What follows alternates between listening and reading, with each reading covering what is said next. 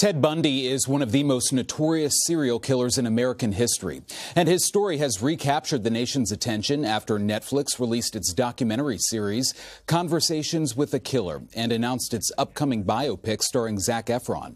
Critics have accused filmmakers of romanticizing the serial killer, depicting him as charming and charismatic. But a Ted Bundy survivor has a different opinion.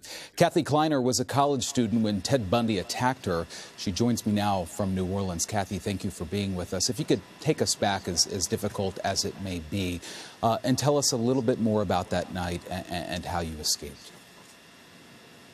That night was very bizarre. It's something that I'll never forget. I was asleep in our room. We lived in a dorm style room in the sorority house, Chi Omega, and as you entered the front door, there were stairs that led up to the second floor landing.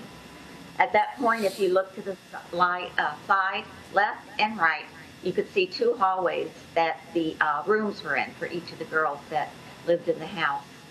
That night when Ted came up, he went into Margaret's room, which was the first room on the left, and attacked Margaret and raped her and strangled her, and then put the sheets up to her neck to make it look like she was sleeping. He then went in and attacked Lisa, and he did the same thing. He actually bit her at that point, which ended up being a way that he was convicted, because it was definitely him that made the bite marks, which meant he was in the house that night. When he came into our room, I had a roommate, Karen. We were asleep in our beds. The room was rather small. We had two twin beds on each side of the room. Also, we had a small trunk, like we used to call them foot lockers, just a small green trunk on the floor. We could keep our books and some of the other stuff on top of it. Next to the trunk on each side, there was about 3 feet, which allowed you to get around the beds. So that night, I asleep in my bed, and I heard the door open, and it kind of woke me up a little bit. So the next thing I hear is some noise, the trunk being moved, and someone fell over it and made a lot of noise. So then I woke up, and just in time I saw the figure, the silhouette of a big, just a black shadow. And as I was looking at it, I was laying on my left side.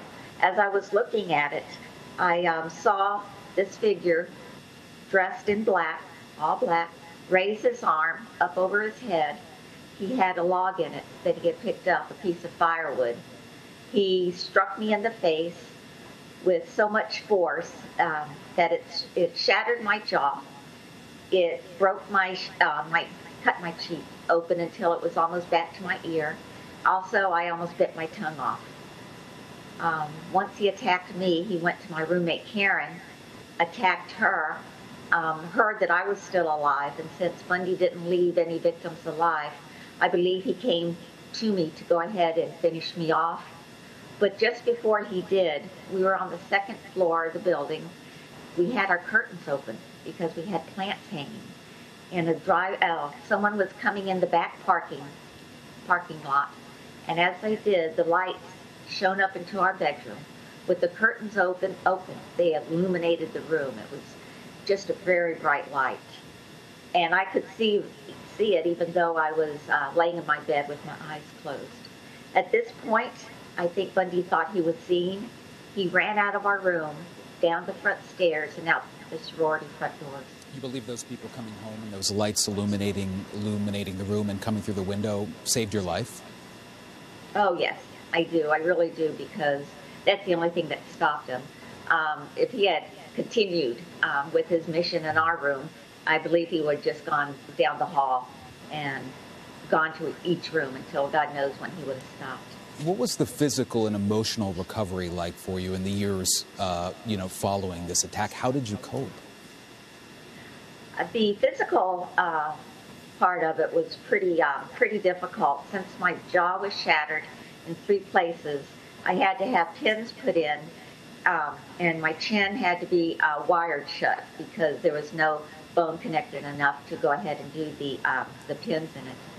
I had my mouth wired shut for 9 weeks, which meant I could only drink what came through a straw, and that was fun. I didn't get to enjoy as much food as everyone else did during that time. I continued to have TMJ really bad. I've had several operations over the years. Actually, I had one 2 years ago, so this is still an ongoing problem for me. I recuperated physically and emotionally because I didn't want to be defined as a survivor. I wanted to get through this, to understand who he was and what he was. I've read every book I could find and watched all the movies because I didn't want this just to be a bad, scary thing. I wanted to put a face in a person. And that's what's really remarkable about your story is that you have really faced this head on. You haven't shied away from this. You've talked about this. I read a Rolling Stone article that you were part of recently that, you know, talked about you going in those bookstores and looking at the books and really sort of redefining the conversation surrounding this. Why was that so important to you and instead of just moving on from this and putting this in the past? I wanted to talk it through because I think that helped heal me by getting it out of my system and just telling it so many times. It felt like it was more of something that happened and not something that happened to me because that was too scary to think about. So I made the decision to talk about it, to open my mind, to read about it because I wanted to be sure what Bundy was.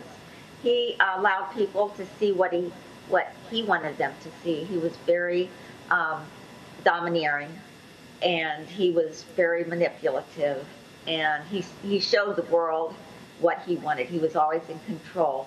And I think part of that helped me to heal also because I understood the other side of him and how he hid that from other people. And our conversation comes as this docuseries is on Netflix and this other feature film is on the way. What do you make of these two movies and now all of the conversation that's surrounding them? I did watch the series on Netflix with the tapes. I watched all 4 hours in one evening. Wow. I wanted to see it, and this was his tapes. This was his story. I thought it remarkable that he went from the self-secured person that he wanted everyone to know he was, down to the point toward the end where he was almost crying for his life and asking anything he could do to prolong his life. And I found it ironic because I'm sure his victims, the beautiful women that he killed, I'm sure they did the same thing to him. They were begging for their life. So it kind of was appropriate, I think, for me to know that he was doing the same thing. And hopefully he understood a little bit of what it was to feel in that position. But as you're well aware, there's been so much, sorry to interrupt you, there's been so much criticism, you know, surrounding these two movies that they're really sort of feeding the type of attention he so desperately craved. Do you see it that way, or you see it very differently? I see that he wanted to be seen that way, so he was. In the first tapes and the tapes, there wasn't a place in that situation or in that genre to have the victims speak or talk about them because it was his tapes about his story. Not having seen the movie yet, I hope that they will glorify him. They will make him look charismatic because that's the way he wanted to be seen. Again, that's what the movie's going to pick up on. They are making a movie. They made a movie for people to see. So I think they did glorify him a bit to make the story more interesting. I just hope that they have time for the victims, time to let us talk and let people know that the ones that were killed were beautiful women who had lives and dreams, and they were taken away from us so soon. And that doesn't rip you apart, the fact that there is that aspect of glorifying him? There's been a lot of talk about how attractive he was as well. That doesn't just tear you apart? It doesn't, because I understand why they are doing it, and that it is his persona. And again, it's hard to explain it, but that was what he wanted people to see. And I felt bad for the women who just exaggerate in how they care about him. They don't know him. They mustn't have read and known the diabolical person that he really was. So the movie is made for people to see, and if it glorifies him, then that's the way he wanted it to be told. But I mean, anything you can see at any time to learn more, I think is important. You know, I wonder why you think the public is so fascinated by serial killers as a whole. I think it's something morbid in everybody. It's like a train wreck. Unfortunately, you want to watch it. And I think serial killers, they're being talked about so much. And what they did is so alarming that people just want to get more and more of it. Each serial killer obviously has a different way that they did things, how they hurt people. But they're all the same, where people just want to hear about it. They want to know what happened, and not necessarily in a good way. They just want to hear what happened, and hopefully they're learning something from it, that they are serial killers because they killed people, most of them being young women. That's what they're all in common. Wow. Well, we'll leave it there, Kathy. Kathy Kleiner coming to us from New Orleans tonight.